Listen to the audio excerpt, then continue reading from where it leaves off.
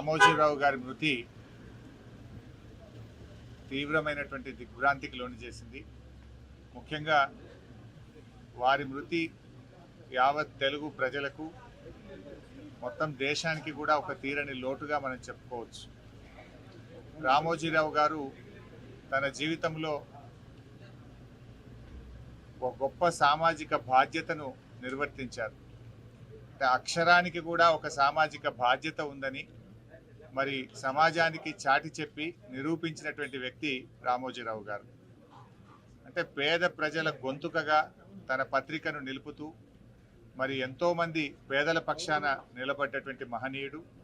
ఇలా పత్రికా రంగంలో, మీడియాలో తనకంటూ ఈ రాష్ట్రంలోనే కాదు దేశ విదేశాల్లో ఒక ప్రత్యేకమైన స్థానాన్ని సంపాదించుకున్నటువంటి వ్యక్తి రామోజీరావు గారు. ఉదయాన్నే పత్రిక వచ్చిందంటే, జిల్లా ట్యాబ్లెట్ స్టార్ట్ అయినాయంటే అంటే ప్రజలకు పత్రికల్ని చాలా దగ్గరగా చేసినటువంటి వ్యక్తి ఇలా రామోజీరావు గారు. అంటే వారు నిజంగా ఈరోజు ఈ తెలుగు ప్రజలందరికీ, ఇటు తెలంగాణ కావచ్చు, ఆంధ్రప్రదేశ్ కావచ్చు, దేశ విదేశాల్లో ఉండే తెలుగు ప్రజలకు అత్యంత సుపరిచితుడైనటువంటి వ్యక్తి. తనకంటూ ఒక చెరగని ముద్ర వేసుకున్నారు. ఇవాళ ఈ హైదరాబాద్ నగర అభివృద్ధిలో కూడా తన పాత్ర ఉన్నది.